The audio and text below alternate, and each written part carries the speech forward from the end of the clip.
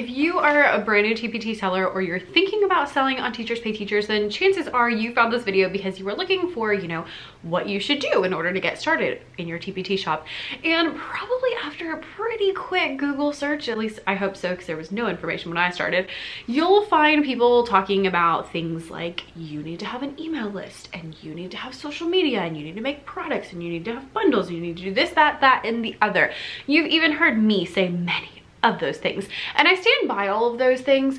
But when you're brand new and you're just getting started, the truth is that there is one main thing that you really need to focus on. And if you focus on this one thing at the beginning and you get it right, then the rest of your, you know, TPT career is going to flow much more smoothly. Now, if you're new around here and you're like, who is this random person? Hi, I'm Becca. I'm an elementary music teacher, and I sell in a store called Becca's Music Room on Teachers Pay Teachers. I've been doing that for a few years, and I've shared my whole journey over here and shared anything that I learned along the way. And if you are new to TPT, then I would highly recommend you download my free checklist to getting started. It'll tell you all of the things that you need to do at the beginning and give you a couple of emails that's going to give you like some follow-up with a little more detail and all of that good stuff. So click the link down below to check that out. And without further ado, I'm going to tell you that one thing that you need to focus on. All right, I'm an elementary music teacher, so I feel like there should be a drum roll right here. The one thing you really need to focus on when you get started is products. Yes, products. Did you think that's what I was gonna say? Let me know in the comments if that's what you thought I was gonna say, or if you thought I was gonna say something else. The number one thing that you need to work on when you are a new TPT seller is having products in your store. Because if you don't have products, you don't have anything for people to buy. Now, there's a ton of huge things that are great about products. I'm gonna talk about why you need products and how many products to have and all of those good things in just a second. But I did wanna give a mention to the other things. So if you're like, but Becca, what about an email list? What about an audience? What about this? What about that? What about all of the other things that people say I need to have? Those things are great, and those things are very valuable. Like literally they bring in money. So that's great, but you need to have the foundation before you can go about with all the other things. And especially if you're new and you've never made stuff like this before, it's all going to feel very new and very foreign, and it's gonna be kind of a struggle.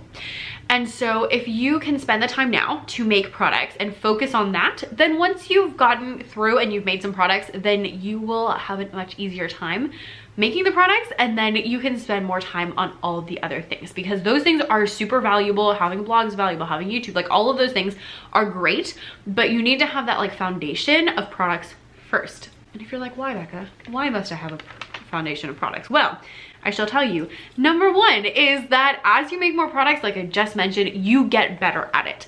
So this helps a lot. It's like, oh my gosh, please do not go back and look at my first couple products because they are disgusting. When one of the sells, I'm like, oh, I really need to update that because it's really bad.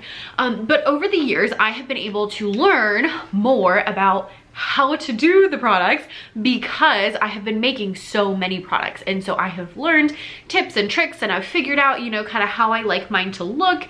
And I figured out, you know, all of those things over time because I spent the time to make the products. And so that means that I have gotten better at making products. And so now my products are a lot better than my first ones, and I need to go back and redo the first ones, but you know, we'll get there one day. Along with that, it also means that you are, again, spending time on your business. And yes, this is a business. Congratulations. If you are, you know, making something to sell to make money, that's literally the definition of a business. That is the definition of a business. So that's what it is. And if you are making a business, you need to put time into it in order to get anything out of it. Just like every good thing in the world, you have to put the time in order to get the reward out. If you don't put the time in, then you will not make sales. It just is. So as you make more products, that is a really practical way to see the time passing of, okay, I, you know, spent this many hours working on this product, and then I made this product, and that was this many hours. And as you go about that, it's going to put time into the investment that is your business, and that's going to help you on the other side to get out. And you can see like, okay, I made this many products, and so I, you know, have put some effort into my business, and it's now rocking and rolling. Now that's not the only, that's not even the best reason to make more products. Other reasons that you need to make more products. The next one is search. TPT is a search engine, which is why we pay them, because literally people go to Teachers Pay Teachers to find products for teaching. And so that is one of the huge benefits of selling on Teachers Pay Teachers, is teachers are going there to find things. And because of that, they are searching for different terms, right?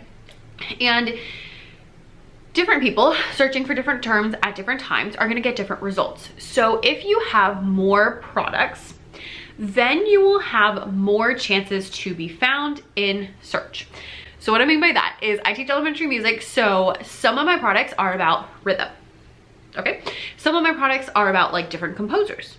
Okay, some of my products are about like folk songs. Cool. So some people are going on Teachers Pay Teachers and they're searching for like easy rhythm games. Okay, and when they look for easy rhythm games, they're not going to find composer things, and they're not gonna find whatever I said the other one was, folk songs, but they might find my rhythm games, right? But somebody else going to Teachers Pay Teachers is working on composers, and so they're looking for composer activities, and when they search composer activities, they're not going to find these other two things. So having more products in your store gives you more and more chances to be found in search. Even if your products are very related, you know, you might have like a science game and then a similar like science centers activity and science worksheets. People might be searching for science worksheets versus science games, and those things are going to help you get found in search. Think of each new product as another chance for someone to find you. This is a really powerful thing because as you grow, you will have more products and people can find you through more search terms, and that will help you to, you know, make more money. Also, this isn't, you know, the point of the video, but I will give you the little caveat of also when you're doing that, make sure you're thinking in terms of search terms. So if I'm making a composer activity, I want to make sure that I'm writing like in the title and in the description what people would be typing in to the actual search bar. So for example, if I was doing like a rhythm game, I always make sure that I say the words rhythm game, because people search for that versus they may not search for other like super specific types or super specific concepts, but they're more likely to search for like rhythm games. So I always make sure that I have that in there. So think about like, what are people typing in?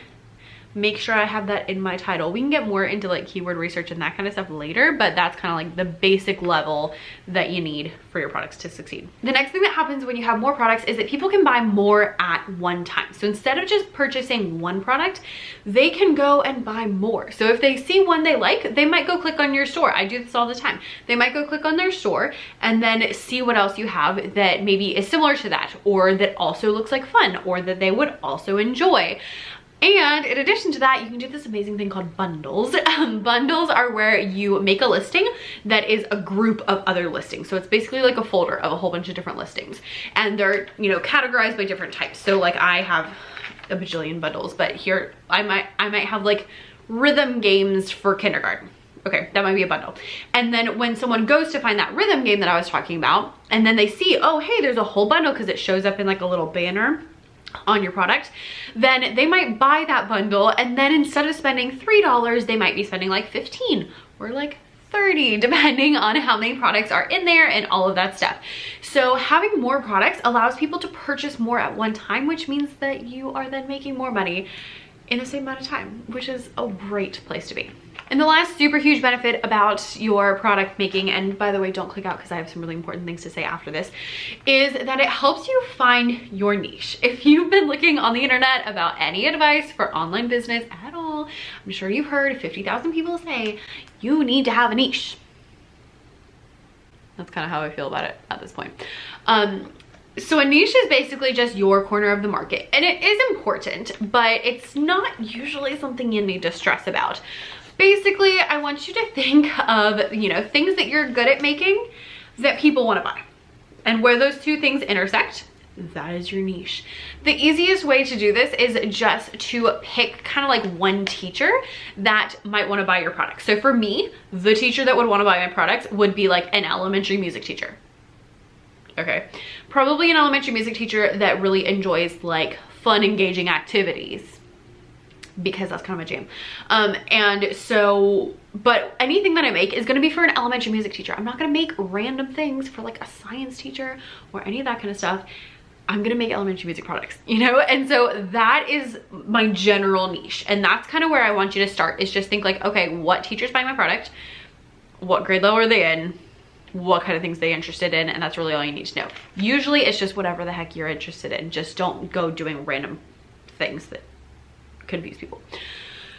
Anyway, the other thing about your niche is, now I'm not the only person selling elementary music lessons on Teachers Pay Teachers. There's quite a few of us. I'm friends with some of them, and not that the other ones are bad or anything, I just don't know them all.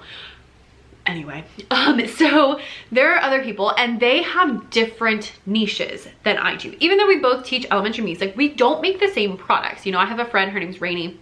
She's great. She's over at Whimsically Musical. I'll put it here. And she's amazing, and she makes these really fun activities, and she makes a lot of like book-based lessons. She does a ton of like seasonal fun things and like that kind of stuff.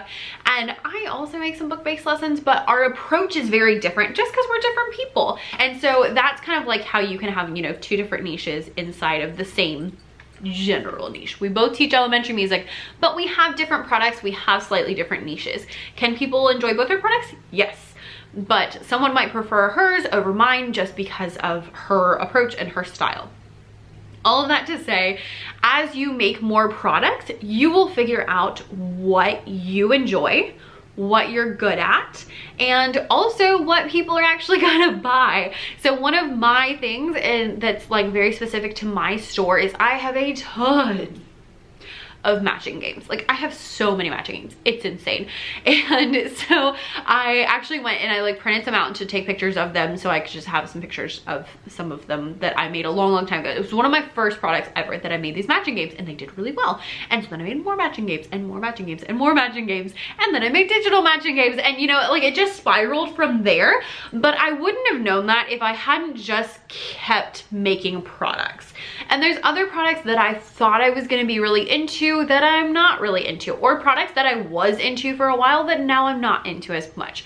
And so as you go, you'll solidify your own niche by just creating products, because you'll see what you're drawn to, and you'll also see what people are buying, because they will eventually buy, even if they're not buying yet.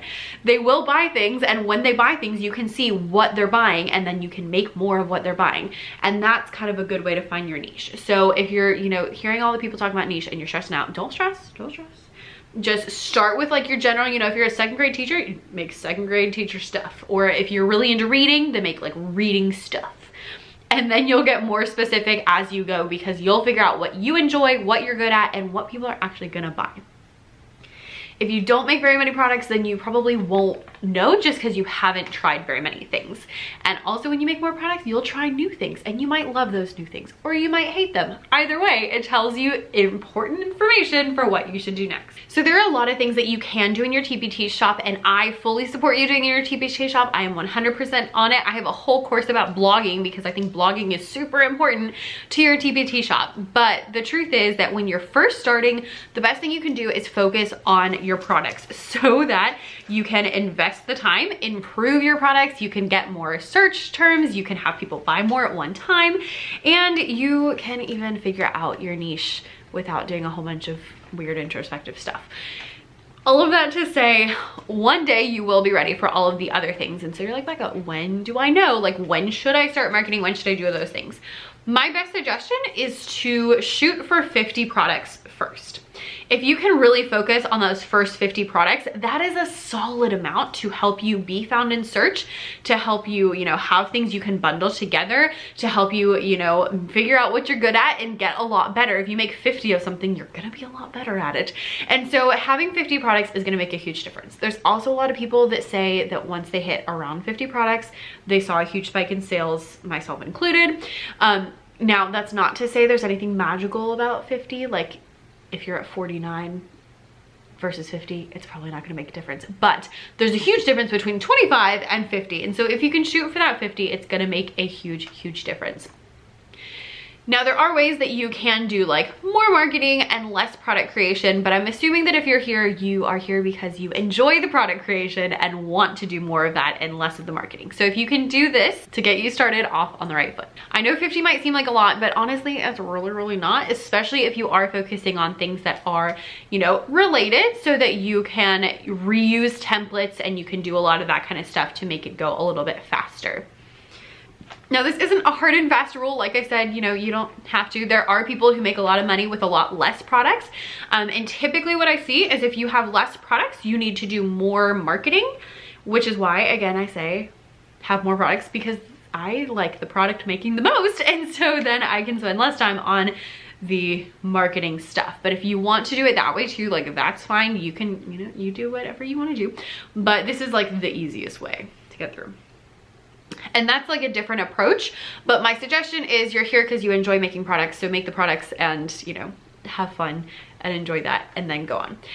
It's also not a hard and fast rule of like you cannot do anything else. I personally am one of those like I want to do all the things all the time, and so I am okay with you doing other things as well. But if you're feeling stressed at all, if you're, you know, concerned at all, focus on the product creation. If you want to start a social media, great, but focus on the product creation and do that kind of as an extra thing. If you want to start a blog, awesome, start a blog, but focus on the product creation until you get that just kind of down pat so that you know what you're doing, you've got some things in your store, and you're rocking and rolling with those 50 products. It also might seem like a lot, but if you really want to do well on Teachers Pay Teachers or really any online business, or I mean really anything in life, then you need to think long term.